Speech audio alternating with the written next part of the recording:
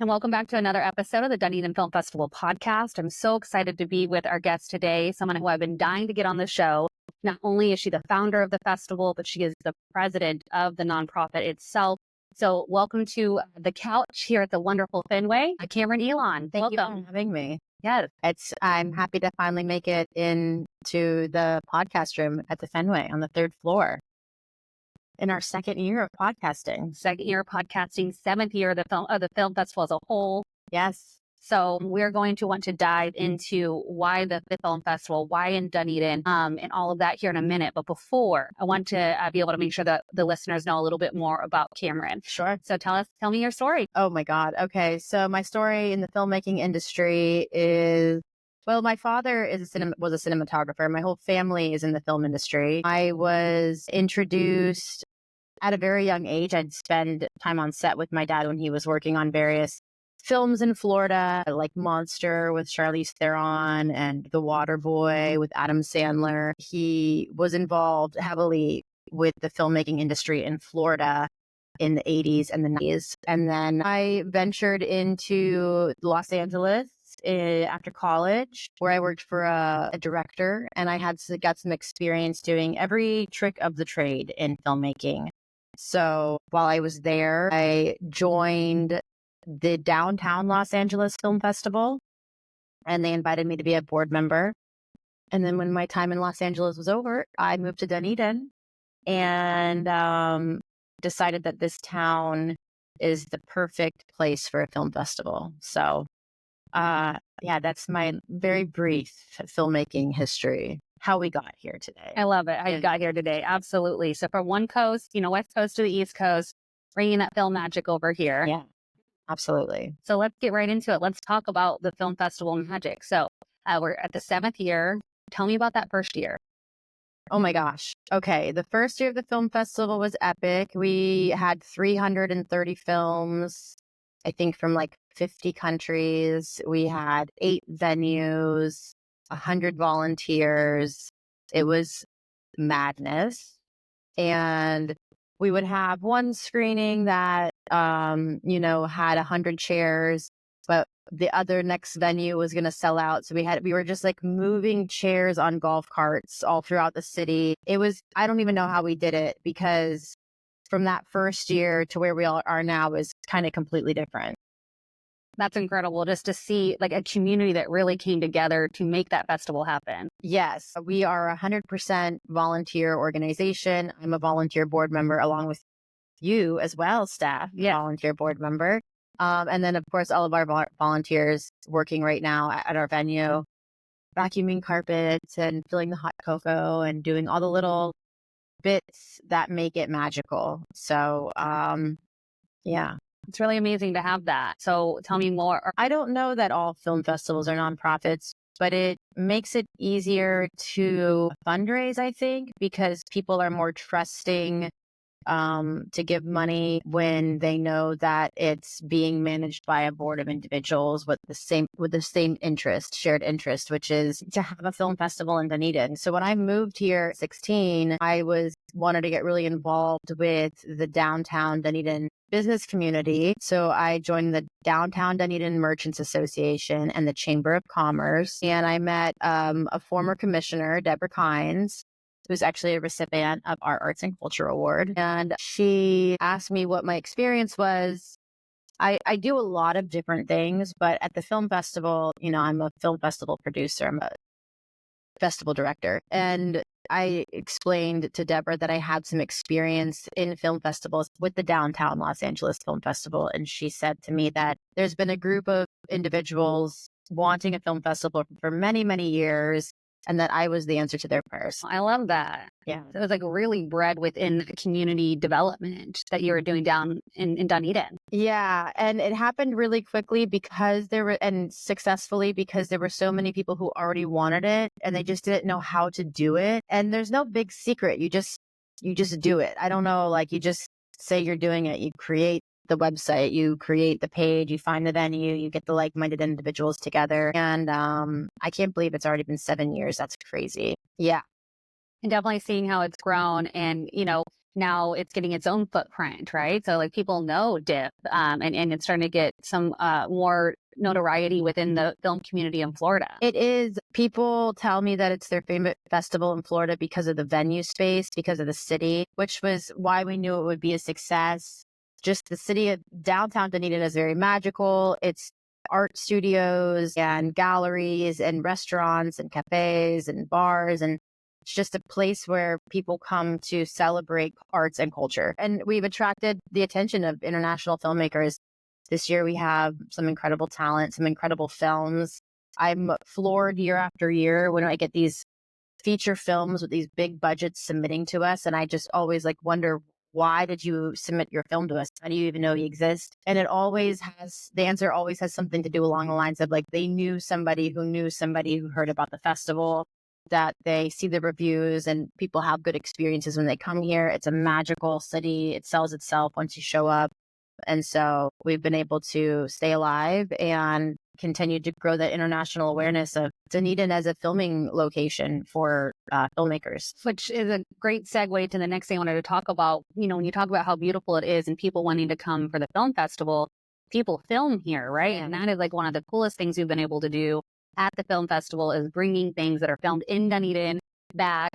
So, what makes Dunedin such a great place to film in? The businesses are not like they believe in, so businesses are willing to work with you. So we have an incredible film commissioner who helps with permitting. And at the same time, your local restaurants or breweries a lot of them will donate their space to film in. So if you have a scene on location, you can I can name 15 different restaurants or bars around us right now. Even the Fenway, I'm sure would make a deal because Dunedin wants to establish itself as a destination for filmmaking. And they do that by limiting the barriers to access, by lifting some of the fees that you get with red tape along the way in other cities like New York or LA or Atlanta, where they're trying to, get you to pay every step of the way. Dunedin says, oh yeah, no, we'll take care of that. We'll actually feed your filmmakers for a day. And that happened on a production here where I know some of the restaurants would donate food to the production to just make it more viable for the independent filmmaker. Doesn't necessarily, lean in towards those studio productions, which we'd also love to have. It's a great community to take resources from, or to use the resources of in order to make the project possible. And I think that seeing that from our business partners just out in the community, whether it is the people that are in the downtown merchants or even just the Dunedin, Chamber of Commerce, the community of Dunedin, the businesses, they want more film business here. Yeah. And speaking of the businesses, they are how we do the film festival. Yeah. I mean, we could not do this without them. So, even the hotel room we're sitting in right now at the Fenway on the Gulf Coast here with the water in our background, they have sponsored us every year in various ways, whether it's with cash or space or discounts. Every year they give us the discounted rate for filmmakers to come and stay here. And then our venue, the House of Beer on the Pinellas Bike Trail, they sponsor us with cash, and cash is king in filmmaking. Or in everything. To know that these businesses trust us with their money to put on a boutique film festival event, that, people have magical experiences and incredible networking here. Businesses to name would be Katie Ducharme Realty. She's our title sponsor and also an incredible singer. And a volunteer on our board. And on our board. Yeah. I mean, you can just look at our board. It's 17 filmmakers or business professionals that all either invest their time or their money to just make this silly little festival happen. And this year, just the venue was so impressive. And it was so easy. And I'm like, what took us so long to just make it easy? Yeah. Yeah. We made it hard for a long time. And now it's nice and easy, much like this podcast setup. Yeah, exactly. I think that's the cool thing. Coming in later in the game, as a community member within Dunedin, but then to have joined last year and then to see, this year, it's like there's a shared lifting of the load. I feel like the aren't just sponsoring us and providing us space, but they're setting it up for us. Oh yeah. Like we really just pulling the chairs out, pulling the carpets up, giving us their leaf blowers, giving us their vacuums. I mean, I would like the restaurants give us gift certificates so that we can feed our volunteers. And so I had to like just name Pisces Sushi Global Bistro, Costatina Mexican Cantina, Bon Appetit restaurant on the water is catering the gala. Who else? Wild Iris and Jody at Wild Iris is actually a venue. It's a restaurant that was used to film multiple films that we've had at our festival. And so if anyone listening to this needs a restaurant for their independent project, Jody at Wild Iris would love to work with you. And Hopscotch Cafe is another one I have to name because they have great sandwiches and chips and beers. And we've had a lot in the past. CC Riders, of course, where A Taste of Love was filmed. And that is the staple. Like they set the example of how to work with productions in Dunedin. And Sylvia, who owns CC Rider, brokered a deal with the makers of A Taste of Love and actually donated her entire restaurant for their production. In exchange for some, not sponsorship, but brand awareness throughout the script. And I think that if you can save $20,000 on locations and all you got to do is change the name of the restaurant in the story, then I think that's a pretty good deal. Absolutely. And again, some of these films, they're not only just keeping the name of the restaurant, they're keeping the name of the town and the other businesses. And those are films that are now being aired on Netflix, Hallmark, things like that. Yeah. And it brings awareness to Dunedin and the beautiful community that it is. Oh, yeah. And then the content that we can collect during the film festival, like this podcast, for instance, it's just so like the worth of it is so much more than you could have. The value of the content that we create while we're here and the awareness that we bring is so much more than what the production actually costs us. Having a lot to do with everyone's donating their time. So what looks like $500,000 is maybe 40,000 because we're able to, put all of our best foots forward. Yeah, I love that. And I think that it's incredible. And, having the board members and volunteers alike come together is incredible to see how joy-filled these volunteers are every single year. The board members, there's an incredible boomerang effect here at the Dunedin Film Festival. So what do you think keeps people coming back?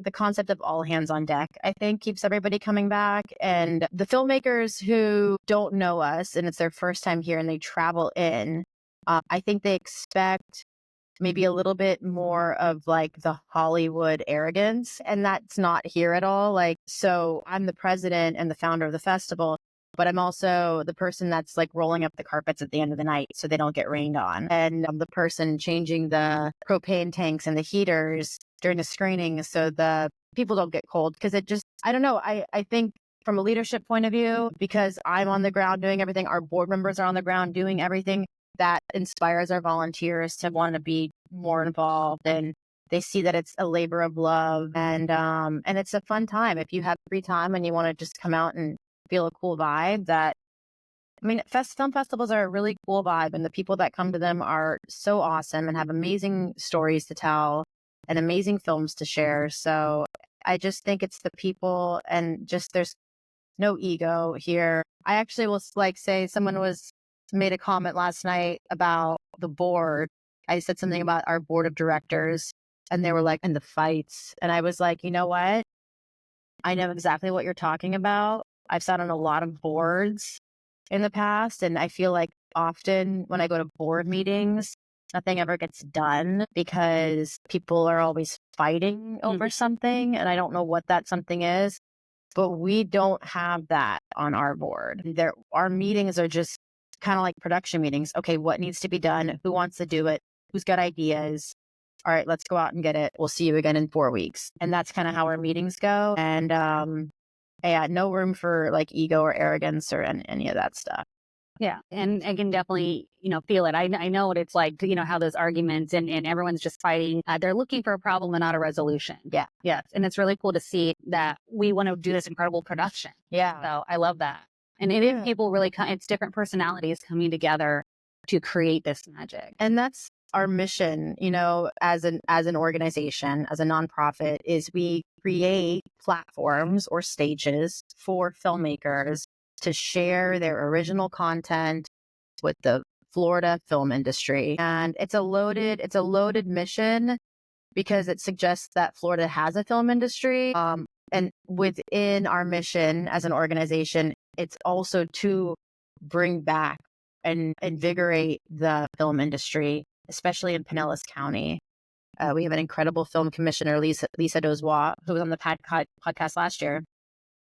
And she's working, all weekend long, making connections and trying to get filmmakers that are here, their next productions here. And she's willing to give them money. So if you need money for your production and you want to film in Pinellas County, contact Lisa at the St. Pete Clearwater Film Commission. Lisa's awesome. She was a joy to have on the show, and I love what she's doing for Pinellas County. Really following in Tony's footsteps and taking it to that next level here, which Tony will have on the show as well. So excited to share that with the audience. Yeah, he's great. So I love hearing about how it's so special here in Dunedin, and it's really amazing that the community wanted this to happen. But if a listener is listening and they want to start a film festival in their community, where would they even start? You would start by creating a Film Freeway account. So let's say you live in Orlando, I guess, or you could live internationally anywhere. I don't know, pick a location and you call it the Orlando Film Festival. And then you just buy the website and start a business and open a bank account. And then if you want nonprofit status, file for nonprofit status. And you create a Film Freeway, film, FILM, Freeway, FREEWAY.com. You create an account, you say, I'm a festival, and then you can start receiving submissions. And what we did to grow is the first year of our festival, we made our submissions free so that there was no barrier to entry. That was a mistake. Don't do that because you get spammed with a bunch of films. And I think we had 14,000 or so. It's some crazy amount of films to look through. So the next year we made our submissions $10. And the next year, $20. And the next year, I think our submissions are between $30 and $40, depending on where in the submissions you are. Yeah, you are. And so for someone that wants to start a film festival, just find a venue. People's expectations are not necessarily that high, You just need a screen and a projector or a venue that has that, and then the films and some people that want to do it with you. You really could just get a room and play some movies. But yeah. And then as a filmmaker who wants to submit to festivals, it's the same website, filmfreeway.com. You go there and Sundance is there. I don't think you can submit to Cannes on Film Freeway. I think Cannes has their own submission portal, but I could be wrong about that. But yeah, Sundance, all of them, Tribeca, Dunedin International Film Festival, we're all on Film Freeway. The Sunscreen Film Festival in St. Pete that comes in April is celebrating 20 years. So all of them are, and I think their submissions are still open right now. I don't know when this is going to air though. So yep, I love it. It's probably our first episode for the season. I love that. I think that is incredible advice that anyone could action if they have a passion for this. Yeah. So I'm going to take you for a second into the future. Yeah. All right. So, we're at our 7th one right now. And when we are celebrating our 20th. Oh my God. Okay, 13 I'm years. not thinking about 20. I'm thinking about 10. Okay. Tell me about 10. So, don't get into this business if you want to make money. There's no money to be made here. It's just for fun. The film festivals are just for fun. And at least from my experience so far, parts of it are fun. This year, we started in 2019. January 2019 was our first year. And then we had 2020, and then we had COVID, and then we had COVID, and then we had COVID. So it was it was a process of staying alive. And this year, there was so much financial strain as a business, a for-fun business, that, we redesigned it so that there wouldn't be as much overhead. And I talked with all of our sponsors and partner businesses, and I just pretty much produced them. I just pretty much said, listen, we can't pay you this year. If you want to be involved, you have to give it to us. And every single one of them said yes. Every single partner business, sponsor, food, restaurant. In years past, we've shoveled out a lot of money. And this year, we're just not in a position to do that because it's not going to be a liable business if we can't figure out how to make it work. So I told all of our partner businesses, we got to cut some deals for the next 3 years, 7, 8, 9. And so that at 10, we can have a good chunk of money to go all out. So my dream would be to put a massive tent in front of the Fenway and have a lot going on that as a second screening room there, or no, have the gala out there. Year 10, I would like to have another locally produced feature film with some name actors who we can celebrate. So a red carpet premiere in Dunedin. So we need someone to make a movie here so we can celebrate it. And then also there's another nonprofit called the Dunedin Theater Project that's working alongside of us. And they're raising money to actually build a public theater, because Dunedin, even though we are a film festival, Dunedin doesn't have a movie theater. So we build our movie theater every year, and it costs us, $20,000 to build a movie theater every year. And the money we could save if we just had a theater already. And so I'm looking towards things like that, holding out for year 10 to celebrate, have a huge gala at the Fenway. Hopefully we have a feature production, maybe in the theme of baseball, to celebrate with the red carpet with some name actors, and then maybe a public theater. There's things underway, but I kind of don't expect anything to be open and running for at least another 5 years. But I do always plan to be partnered with the House of Beer, because that outdoor venue is spectacular. And I think even they're inspired by some of the work that we do in their venue to help them grow as well. Absolutely. Yeah, they've been an incredible partner to be a venue that is excited for us to come and engage. It's just, they're, again, another one of the businesses that make all this possible. Yes. I'm excited for year 10. I cannot wait what that looks like for us, and just keep it getting easier each year, because we're intentional and making good decisions. When you have a nonprofit, it is working with those businesses. It is saying, hey, there's a mutually beneficial, benefit going on with this. And because they believe in what we've been doing, they keep doing it. Yeah, they believe. And then, we're always there for them also. Like, because we have this equipment in-house, we have the screen, we have the projector, we have a good chunk of equipment in-house. And so when any of the businesses or people want to throw a pop-up theater, we do that throughout the year. I'll go there, and with my lug the speakers in, lug the projector in. Like, my whole job is just lugging stuff around, honestly. But hopefully when we have a theater, we won't have to do that so much. Yeah, absolutely. I know. I'm very excited for that coming to Dunedin. So, well, Cameron, this has been amazing. I have so thoroughly enjoyed talking more about the film festival and everything that you do here in Dunedin. And I cannot wait to see the coming years. Yes, thank you. Hi, I'm Cameron Ilan. I'm the founder and president of the Dunedin International Film Festival, and I'm happy to be here.